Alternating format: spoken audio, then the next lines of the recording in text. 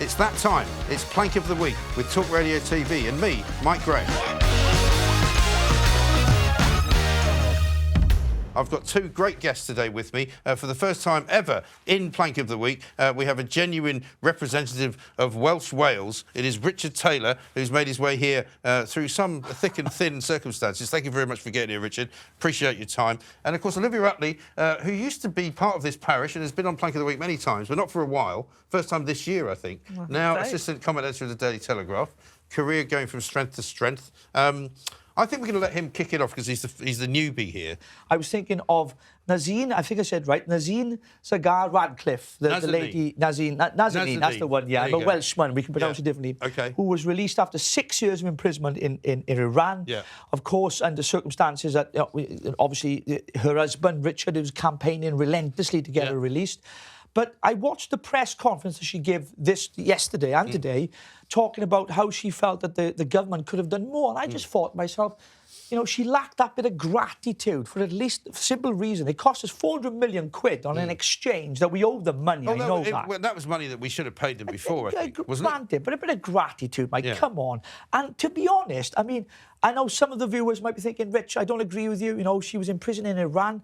She didn't look like she'd been in prison in Iran. She didn't look terrible, did she? But she looked to be in a spa. Should we not be happy about that, though? I mean, Olivia, this is quite an interesting one, this, isn't it? Because lots of people who were watching us as we were watching the press conference yesterday would say, why have you got this on? Why are we watching this? You know, this woman should never have gone. We should never have been paying all this money. You know, I think people are seeing this in very different ways, aren't they, this whole rescuing of her? Yeah, I mean, it's great news that she's home, obviously, and she did go through a horrible ordeal. There's no denying that. And I do, you know, questions over whether we owed the money, but yeah, we did at the end of the day. And it's great that she's home. But I do sort of sympathise with the... Why is she not really mentioning Iran's role in all of this? That is a problem, isn't it? That's my point. Yeah. It's like... But do you know what was worse than that, though? Was all the journalists seemed to be asking questions as if she would blame Boris. I mean, you know, and actually she could have gone a lot further and been more critical. But they seemed to be, sort of goading her into saying, oh, it's all Boris Johnson's fault. And the truth is that if Boris hadn't made that remark about her being a spy, which was obviously wrong and a silly thing to say, Iran would have kept her on some other pretext. Like, the idea that this is all sort of Britain's fault and this begins and ends with British foreign secretaries not doing well enough. Well, no, she was in prison because Iran's a murderous, ridiculous regime. It's like all these people that are blaming NATO for Russia. Yeah, I mean, it's like all these people that are blaming NATO for Russia invading Ukraine. You kind of go, sorry, how does that work? You were speaking of Ukraine, what was interesting, she turned up in that press conference dressed in yellow and blue, Ukrainian colours, which I thought was interesting. That was a signal straight away. Yeah. But I also think at the same time, the press coverage that she got compared to the other fella, who was also in prison over there, was released at the same time, or whatever his name was. Who was the guy sitting on the right? Yeah, he got no coverage at all. It's like, and to me, I just looked at her and thought to myself, she doesn't look like someone who's really suffered under a strict regime in a country that we know has got a terrible record when it comes to human rights. And you think, she didn't look like that, you know. Well, I think she probably has suffered a lot, and I think it is wonderful news that she is home, so I don't want to override that too much. But I just think it's quite strange the way it all seems to be about Britain's sins when there's not even a passing mention of the country that actually imprisoned her. She probably feels, and I think she more or less said as much, that she can't say too much about the Iranians because they're still trying to get other people out and they don't upset them too much. But I mean, you know, we can't go around the world tiptoeing, can we? We can't just keep saying, oh, don't say anything bad about them because, you know, they might get upset. Well, maybe they need to get a bit more upset, you know, and maybe we need to be a bit harder on them. Maybe we need to just go, all the time. Would it be all right if you don't kidnap anybody for a while? And would it be okay if we just give you some more money? Would that help? I mean, you don't deal with people like that, do you? I mean, if it was a criminal gang, you wouldn't go, I'll tell you what, if you just stop shooting people, we'll give you a load of money, we'll buy all your drugs. Is that all right? You know, you can have North London, it's fine. And what's the odds, right? She'll have a book out soon and there'll be a film made about her story. Well, I won't be reading it, to be honest. I mean, it's a lovely reuniting of our family, and I'm very happy for them all. But I mean, I thought, you know, a lot of the coverage has been way over the top, as far as I'm concerned. I'm not being nasty towards the lady. I think it's amazing for her daughter, certainly. No, I mean, as a parent, you're absolutely from the press delighted. point of view, from the way it's being portrayed, I'm like, come on, for goodness sake, you know. And actually, what was quite nice is it did take centre stage over everything else we've been hearing on mainstream media. I mean, I must say as well, it was a bit different. Part of me, and both Olivia and I work for what you might describe as mainstream media, so it's not me having to go at mainstream media, but I think there are certain sections of the media, political journalists in particular, who have really got it in for Boris Johnson. I think they saw her and this press conference as an opportunity to give him another kicking, because they're all terribly upset and disappointed that Partygate seems to have come and gone, and they can't get him for that. They see it as so their now role let's try and get him on this, you know? Yeah. And they were really goading her into saying something bad about him. And when they, I mean, my favourite was the question that came in, I can't remember who said, did you hear about what Boris said about you when you were in prison, and how did that make you feel? And she was like, well, actually, I was in prison, so didn't really get much news, to be honest. I mean, people are so naive about the way of the world, you know. I mean, I've been in a Dubai prison, and when I say that to you, I don't mean because I was put there by the authorities. I went out, I did a story many years ago of a British couple who were committing adultery, and one of the wives or husbands dobbed them in it with the local authorities, and they got arrested and put in jail. And I can tell you, if Iran prisons are anything like Dubai prisons, this place was horrendous. I mean, it was like about 130 degrees Fahrenheit. You know, there was no proper sanitation. It was pretty disgusting. She did look great, but maybe she's just had a couple of good recovery Mike, when she travelled back, it was first class, and the photographs they had on the press was like... Well, I think you could go first class after 6 years in prison. I know but she looked amazing, and I was like, does that really do any favours for the cause? You had a tougher journey from Cardiff to London than she had from getting back from Tehran. Well, that's because of public transport in Wales and the Mark Drakeford, which we'll come to later, no doubt. I know we will. We will. Anyway, very good first nomination, because we like to be controversial here at Plank of the Week, because that's what it's all about. Olivia, who's your first nominee? My first nominee is Joe Biden. Excellent. Sleepy Joe. Well done. What on earth has he been doing? All he seems to do is... Nobody knows. He doesn't even know. He comes on to do these press conferences and speeches, and he just goes... He sort of explains what the situation is, as though he's like a pundit or like a political journalist. He just goes, Putin's back's against the wall. Putin's thinking of using some chemical weapons. Yeah, and you're the president of the United States. What are you planning to do about that? But he kind of explains it as though somebody's literally just said it to him before he came out to stand there. What? Yeah. Oh, okay. Okay. What do you want me to say? You know. Talk about leading from behind. They've got to tell him where to go first. You've got to stand there, Joe. You've got to go over this way. Then he has to speak. And whatever you do, don't take any questions. Right? But to be fair, at least he's not Kamala Harris. He's even worse. No, that's true. That is true. Passage of time. I mean, she speaks as if she's addressing a crowd of sort of 4-year-olds. You know, the thing about the thing is that it's a thing. And, you know, when we get to that thing, then we'll do another thing. Well, so what on earth has she done? Have you seen the thing? She's been in the job for...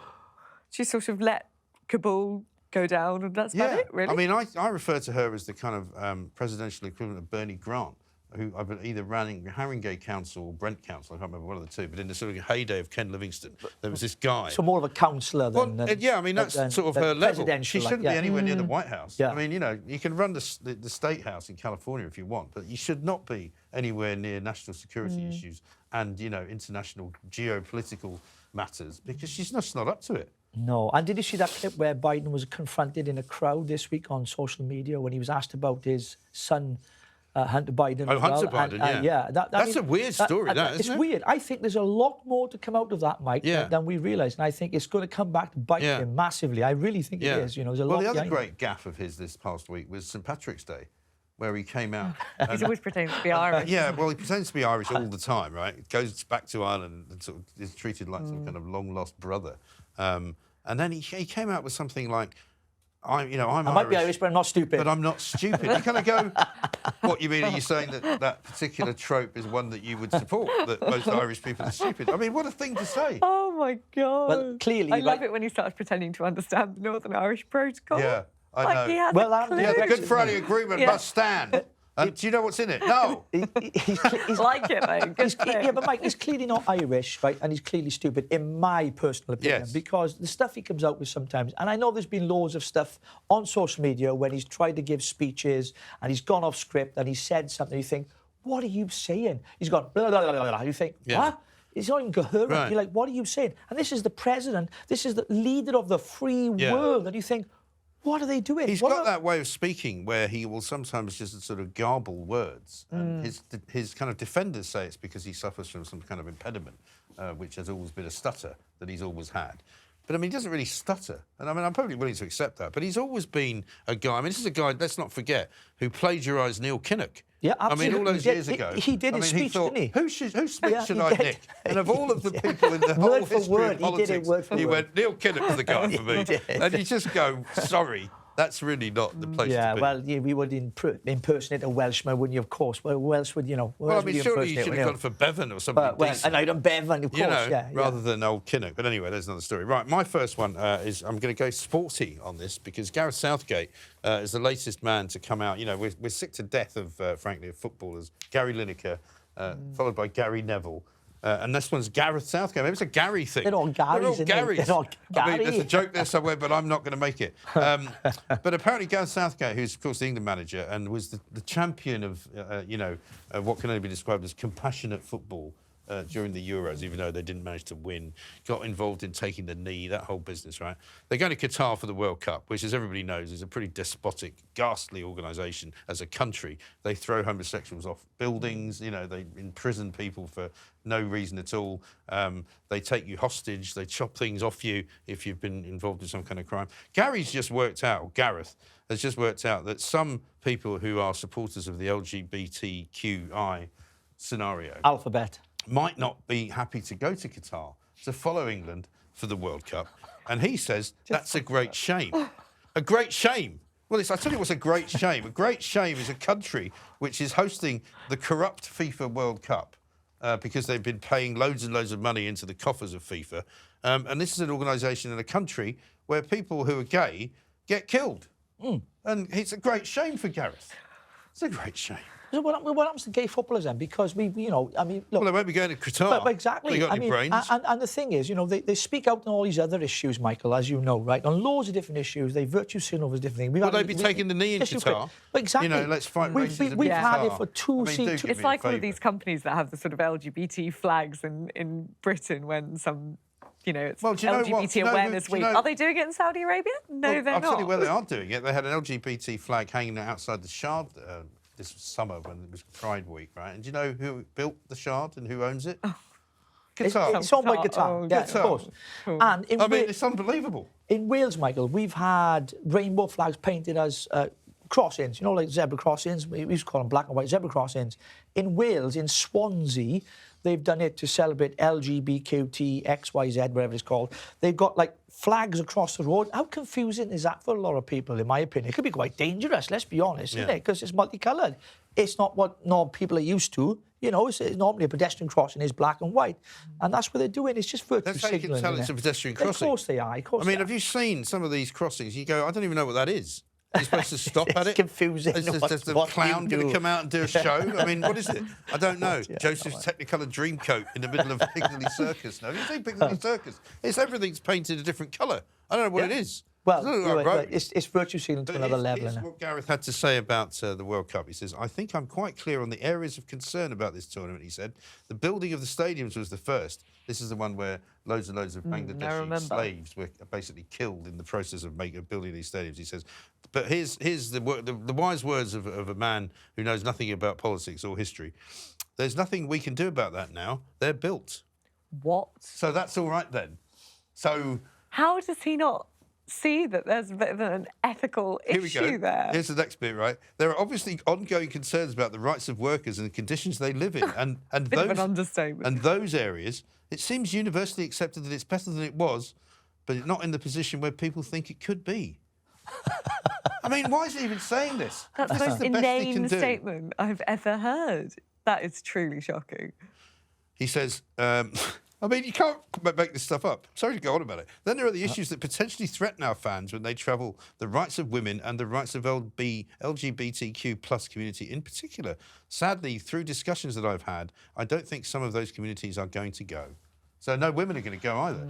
No, but the thing is, Mike, what's crazy is, right, so as you mentioned earlier, they literally stone people like, for homosexual relationships in certain countries like that, right? But then over here, they virtue signal over it and say how wrong it is, but then they'll accept the fact that we're going to play sport over there and support, you know, the England team playing over there or other English teams. And to me, that's hypocrisy morally. You can't say you're against something, but then because of money and because of its TV and its sport, we're excluded from that moral kind of thing. Yeah. No, you are, you know, it's part of the same thing, and it shouldn't be allowed to happen. Gary Lineker says he's going out to Qatar in the capacity as a commentator, so therefore he shouldn't get involved in the politics.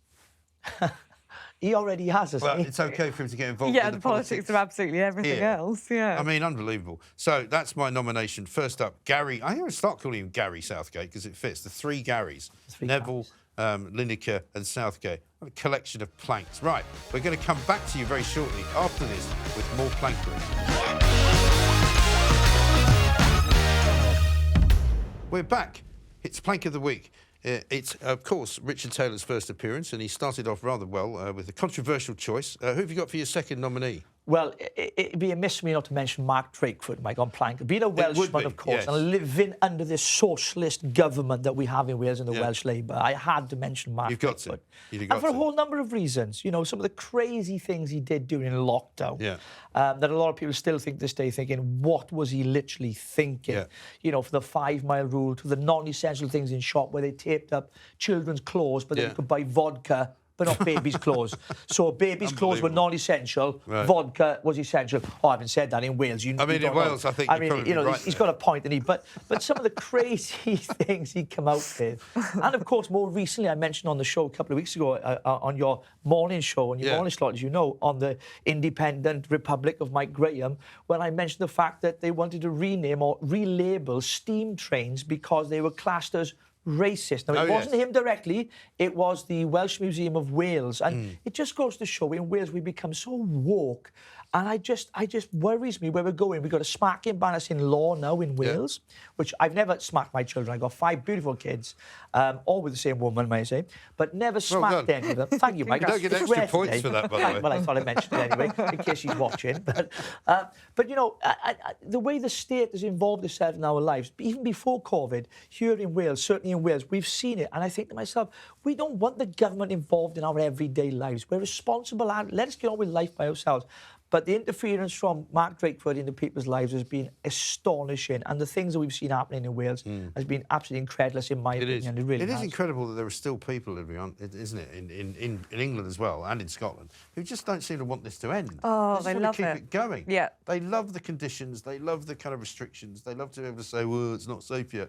Yeah, they absolutely love the rules, and they get a real kick out of giving people dirty looks when they cough on the tube and they put their little cloth masks on, which we now know do absolutely nothing at all. They wear masks outdoors. That's my favourite. I saw a guy cycling with a mask on the other day, and I thought, I'm not sure why you're doing that, but it looks ridiculous for one thing. And it probably isn't that good for you because you're basically breathing in, presumably, all the toxins and pollutants from the road, sucking which them are now through stuck your on the mask, well, which you're actually now exacerbating. And Mike, the reason why I mentioned it as well, because the COVID regulations are supposed to end on the 28th of March in Wales. Right. But he has announced now that that might not be the case. You know, because Sturgeon has seen a rise in Scotland of cases, of course. It's funny that because they've had the most, but they've had the most restrictions. Yeah. This is the thing; they've had the most restrictions in these devolved countries like Scotland and in Wales, and yet they've got the highest levels of infection rates and people in hospital, not serious with deaths as we had before. And you think, it doesn't make any sense. No. Well, it doesn't make sense to normal people like us. They just and want clearly the they're not following the science. Powers, and it won't be COVID. The next thing will come along, and that'll be another excuse to. COVID has bad season of flu. COVID's disappeared. COVID's gone. I mean, I did a story this week, which probably won't quite make it on because I can only do so many government departments. But DEFRA have been locking down chickens, right? Mike, I've seen this. I mean, call me old-fashioned, but chickens don't really go anywhere. You don't really have to lock them down, to be honest. When they're wearing masks, when they're wearing masks, the chicken. No, my recommendation was to put masks on them. They can go where they like. You know, you could have the pub. But only in groups of 6. If they're going to Wales, obviously. Exactly, Mike. Exactly. Well done. I was thinking. But anyway, but it's madness. This whole lockdown fanaticism. Yeah. You know, we have avian flu every year, so much so that we have a season. But this year, because of the crazies, we locked down the chicken. You know, don't you go out anywhere. You know, rule of 6, curfew at 10 o'clock. Anyway, who's your second nominee? My second nominee, it's Germany as a whole. Well, Germany. The German political class, really, I suppose, more than Germany. Yeah. Just the sort of empty virtue signalling they do about Ukraine and how we're all behind Ukraine and they light up their special buildings and like the rest of Europe. Here's the bill for the oil from Russia. Oh, sorry, we'll just pay that, you know.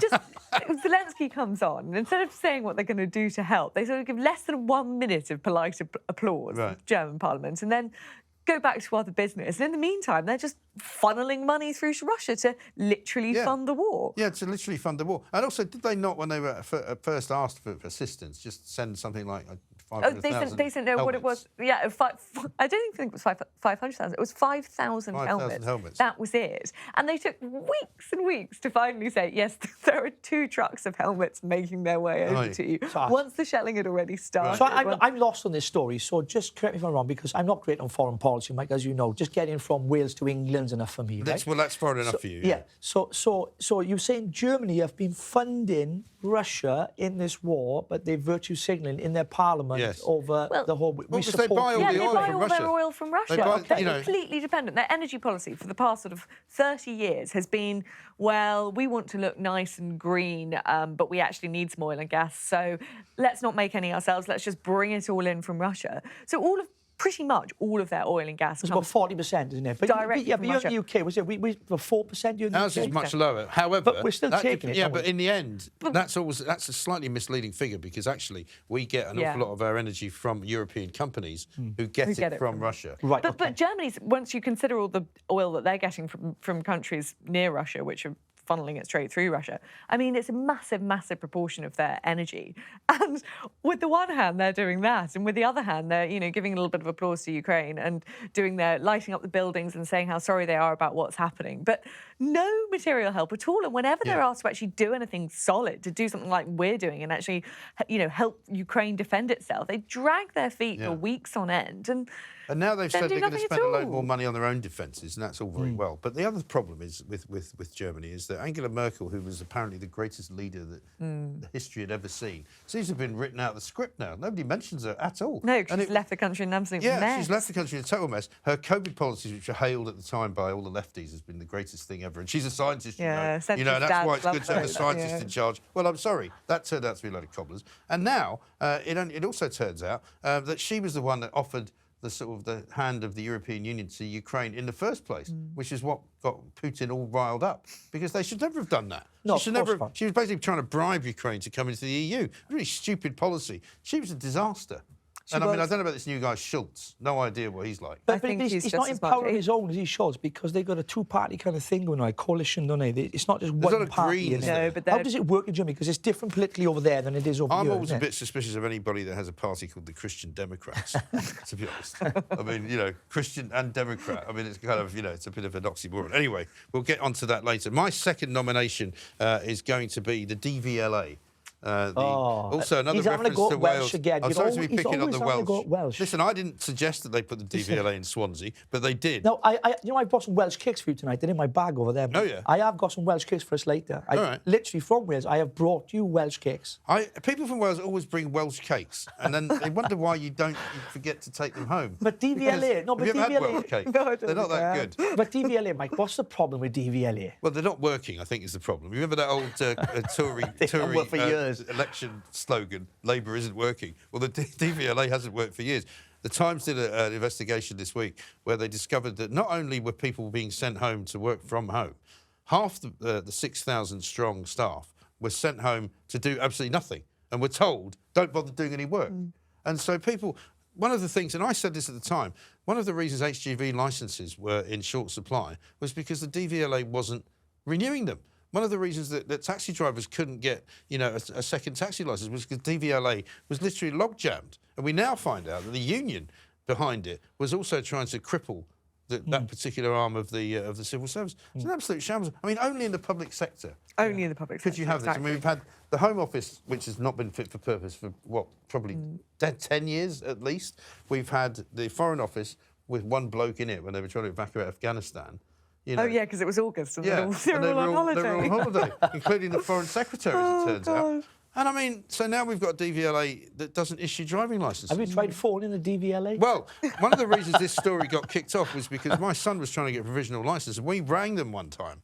Lots of times it would ring out, but on one particular occasion, somebody answered it and went, "We're very busy," and put the phone down. Literally. That was it. That was their system. And if you've seen that building, right, it's set up right on the hillside in Swansea. You were telling me there's like a campus. Well, it is, yeah, it's huge. I mean, it's massive. But I remember during the whole COVID thing, because they had this massive breakout of COVID in there, that they just laid all the staff off literally and told them all to work from home. But they never came back. So it was literally like they sent them all home and said, work from home on the phone. And it was like that with the banks. I remember phoning my bank up during COVID. Even now, speaking to someone, you've got their dog barking in the background and their kids running around because they don't want to come back to work to an office. No, they're having a nice time get back at to home. work. Like, we need you working. I love it when I called HMRC. And I had a problem with tax. I don't fault them. Trying to give them lots and lots of money, and I just was unable to give them lots and lots of money. I tend not to phone them up and chase or mention money to the HMRC. That's a very good policy. Maybe I'll adopt that. I think that's a very good That's a good nomination, Mike. Yeah, DVLA have been quite poor, and lots of people on social media have said the same as well. You know, experiences that they've had trying to get, you know, phoning up to get licences, sort of renewing them, or even get your provisional licence. You know, young people wanting to get on to start driving. Yeah. It's been an absolute disaster. Because one of the reasons that it's been a problem is because a lot of things that have to be done by the DVLA involve people sending them documents. And so if you want to get a new licence, sometimes you have to send your passport. And they've been holding on to this stuff for 3-4 months on end. And there's no one in the office. There's literally nobody in the office. House and so nobody's even opened it. It's just piles of stuff. But they claim that they're getting better at dealing with it all. From a low base. But from a very low base. So that's my second nomination. That's our second round of nominations here on Plank of the Week. We'll be back with more planks after this. Welcome back to Plank of the Week. Olivia Utley is here, returning from her travels abroad. And when I say abroad, that's obviously a wide-ranging term, because you may not have been anywhere, as far as I know, but you haven't been here. That's the main thing. And, of course, Richard Taylor is here, having got here and travelled with some difficulty from Welsh Wales.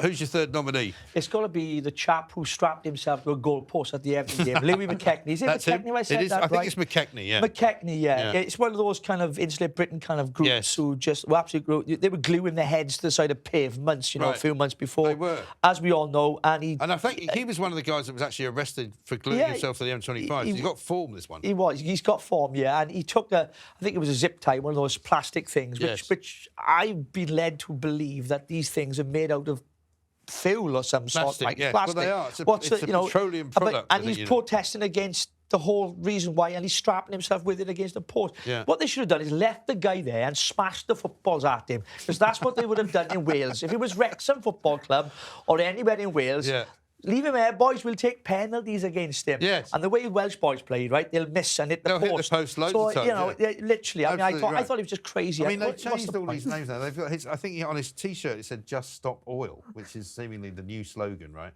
So they've had several slogans, haven't they? There's Insulate Britain, Extinction Rebellion, so Just Stop Oil now. To make matters worse for this bozo, he appeared on Julie Hartley-Brewer's show this week. Oh, no. And you can imagine how that went. Go? It didn't go well, particularly when he started accusing her of being in the pay of some globalist organisation. And that she They're only very had paranoid, these types. They're so ridiculous. And also, he accused her of killing her own child by not agreeing with him. And he then cited Gary Lineker as a reason why she should support him, because even Gary Lineker knows that climate change is dangerous. Even Gary Lineker, that I Gary watched the whole interview with Julie, right? I had to say, right, she just tore a strip off him, and literally he deserved it because of what he was saying, Mike. Well, of course he was, yeah. I know a lot but also they're so certain, these people, aren't they? Of course, a lot of people phone in sometimes, right, and they criticise, and then, you know, whether it's James Whale, he hangs up on certain people. Some people are rude, right? I'm not saying all the time they deserve it, but sometimes they're rude. Yeah. You know, you've been accused of things, Mike. You know, the fact you don't believe all the conspiracy theories out there. I'm sorry about But that. yeah, of course. But the WEF stuff a lot. But there's Julia, literally. Like, listen, I'm a big fan of the rest. Yeah. I don't know when it suddenly turned into the World Economic Forum. No, I don't either. But here's the thing, Julia was right to say what she said, because the guy was completely out of context in the whole scheme of what we were trying to achieve, in the sense, yes, we know there's a net zero plan, which we've talked about loads on the show before, which is ridiculous. I wish there wasn't. No, exactly. But, you know, he deserved what he got, in my opinion. Absolutely. And that's why I've nominated him. But the thing about these people is that they're so... I mean, we've had them here gluing themselves to the Oh, yeah, I remember that. And we've had Extinction Rebellion flash mobs here with their drums and everything like that. And they're all so certain, you know, that they're right. And you kind of go... You don't actually know what you're talking about. Yeah, and did you see that one? They so I think it was Extinction Rebellion. They overturned a lorry of. It was protesting against intensive agriculture, and they overturned this lorry which they thought was full of foreign imports, which are coming in millions of air miles and was destroying the planet.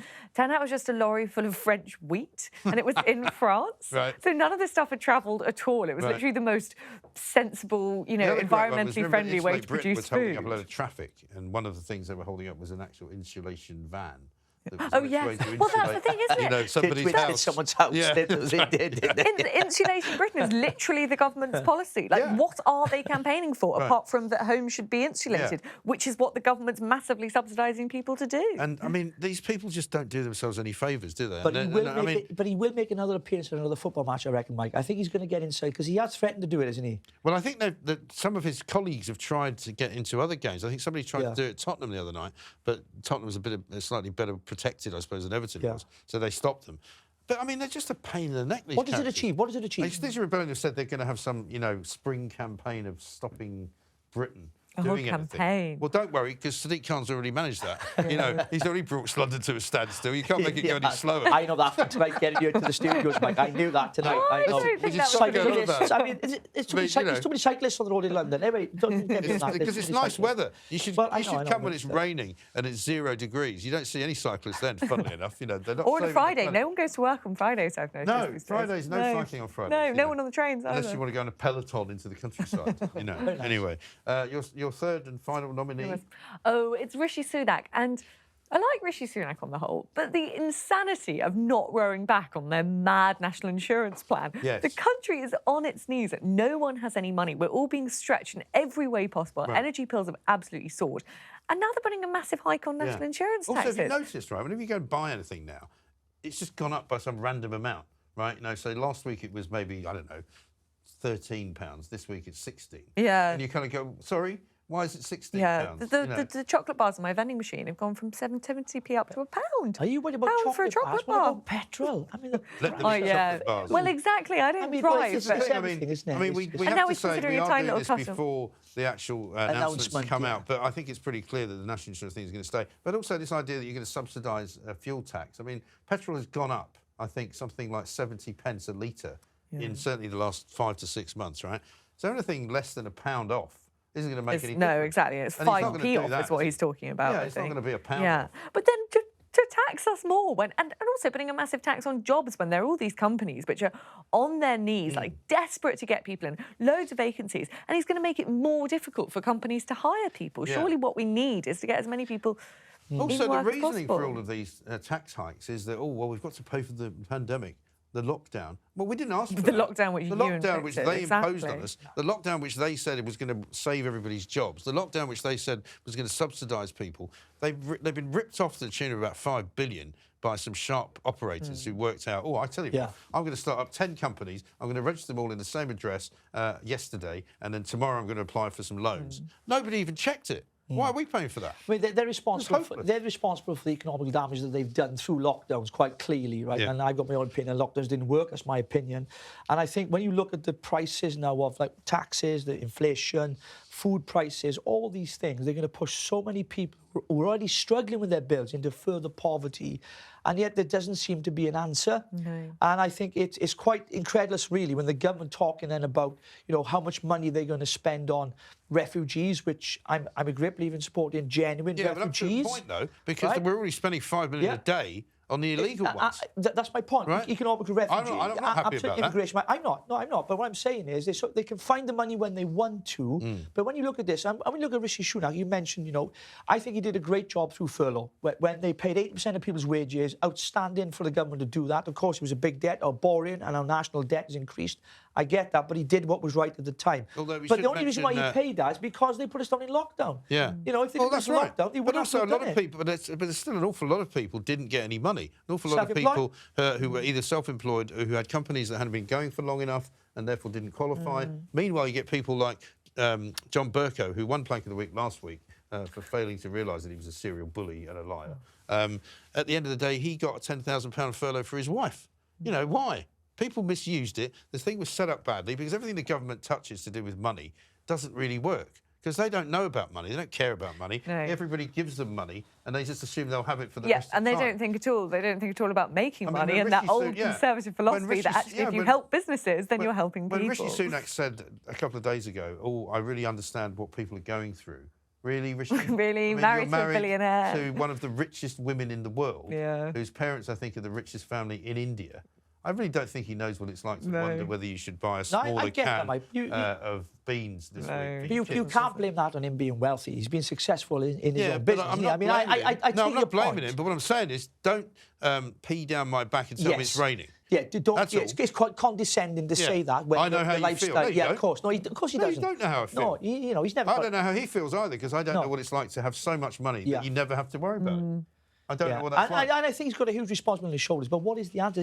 There are no easy answers. Well, I think the easy answer is to have a strategy for growth, to make it easy for companies to... What was that? I'm sorry? Say that again. No tax growth. Sorry. What was that? Sorry. What was I was a bit shocked there. Some common sense emanating, from somebody in Britain. Because they have no energy policy.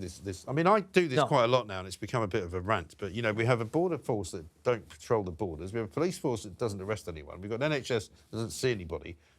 We've got teachers who don't want to teach anyone. I mean, we have this we've got no energy policy whatsoever coming from the government. They don't seem to have anything planned further ahead than next week, do they? Nope. Nothing. It's all just so reactive. Everything is, what's the crisis now? How are we going to bat this one away? Right. And then, next crisis, what are we going to do about this? It's just ridiculous. I should say that we always carry one over because we get to top 10. Okay, right. And at the moment, the regular carrier used to be Harry and Meghan. At the moment, it's Vladimir Putin because obviously he won it the first week because of the invasion. I'm not trying to be flippant here, but you have to kind of look at it in the round. So Putin is the carryover. My final nominee, and I can't believe neither of you have mentioned this one, right? I think this is the winner. Has to be the NCAA swimmer Leah Thomas. Leah Thomas, as I prefer the pronunciation, Leah Thomas. Yeah. Is that the bloke swimmer you're on about? That's the bloke. Yeah. The bloke swimmer. The guy who has not had any, as far as we're aware, any kind of gender reassignment surgery, and he's swimming with women. He's 6'5". He stood next to the other women on the podium and was like literally twice their size, right? Apparently, he shouldn't even have been there, not for the reasons that you think, but according to the USA's swimming team policy, trans athletes should undergo at least 3 years of hormone replacement therapy before being allowed to compete, and he's 6 months short of that. And so you go, well, so he shouldn't even be there. He's basically a bloke in a women's swimsuit. And he was coming 462nd as a bloke swimmer. But the thing is, if the trans people want a sport where they swim, have their own Olympics. It's okay. We're cool. I'm cool with that. Have a section where you've got men, women, trans. That's okay. Do that. But to have someone compete in a woman's sport when biologically they're a male, to me, that is cheating. It's as simple as that. That's what it is. And I know people criticise me for saying that, but that's my opinion because it's wrong. It's just wrong. You shouldn't. Well, it's really unfair. I say this, and I tend not to get myself involved too much in these transgender debates because nobody really gets anywhere. Because the people who disagree with you will always disagree with you. But take a check it Rowling. Look at the hassle she's had. She's had terrible time from all these people whose careers she made. She turned them all into millionaires literally overnight, and now they all hate her. And you go, what's wrong with you? How dare you speak up like that? Don't even get me started. No, well, I know. It's an area that a lot of people don't want to get too mixed up in, but it does seem to me that if your daughter, say, has trained all her life, effectively, to be in this kind of swimming tournament, and she gets beaten by a bloke, and there was a really interesting analysis from a swimming expert saying that you watch all these girls and they've got their technique absolutely perfect. There's basically no room at all for improvement because, they are at the very top of their game. It's just an analysis of Leah Thomas's style of swimming. And it's just, there's a lot of room for improvement. It's literally her physical advantage, which is getting her ahead in these races. And it's not a coincidence that she was swimming as a man before she transitioned for 3 years. And she was ranking at number 462 in America. And she's now ranking at number 1. What's that about then? Don't you think as well that women in that sport in particular, they're not saying enough? Maybe they should be speaking out more? Well, one of them has spoken out. Rika, the Hungarian girl, who lost out on Leah Thomas because she came second. Well, no, she won gold, but it was a silver. Yeah, that one, yeah. Yeah, exactly.